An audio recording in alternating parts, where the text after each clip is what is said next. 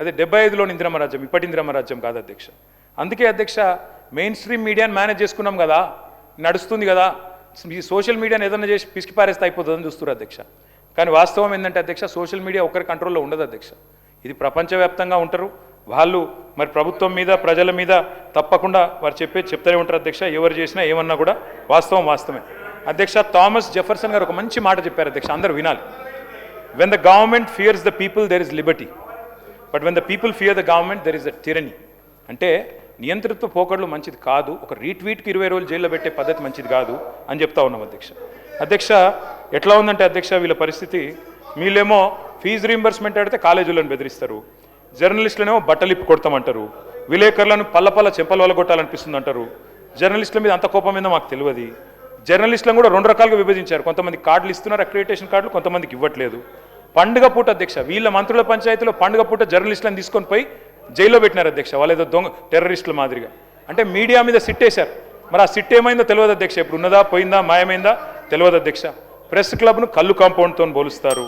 అంటే ఈ రకంగా నేను ముగిస్తున్నాను అధ్యక్ష, ఈ రకంగా ముగిస్తున్నాను సార్. ఈ రకంగా ఇవాళ ప్రజాపాలన సాగుతూ ఉంది సార్. నేను ఒకటే ప్రార్థన చేస్తూ ఉన్నాను సార్ ఈ ప్రభుత్వాన్ని. అప్పుడెప్పుడో శ్రీశ్రీ గారు చెప్పారు, అగ్గిపుల్ల కుక్క పిల్ల సబ్బు బిల్ల కాదేది కవితకు అనర్హం అన్నట్టు.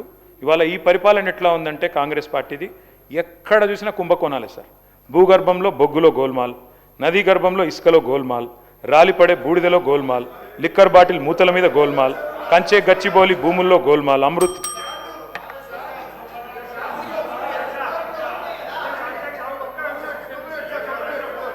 ఇచ్చిన అవకాశాన్ని సద్వినియోగం చేసుకోండి కేటీఆర్ గారు. ఈ బురదలే కార్యక్రమం వదిలేసి ఇచ్చిన అవకాశాన్ని సద్వినియోగం చేసుకోండి.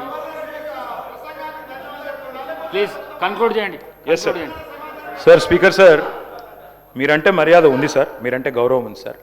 కానీ తమరు కూడా సార్ మా పార్టీ టికెట్ మీద గెలిచిన ఎమ్మెల్యే ఆ పార్టీ టికెట్ మీద ఎంపీకి పోటీ చేస్తే ఆయన నాడ కూర్చోబెడితే సార్ స్పీకర్ సార్ నిజంగా సార్ మీకు దయచేసి మా ప్రార్థన, దయచేసి మా ప్రార్థన sir. I'm appealing to you.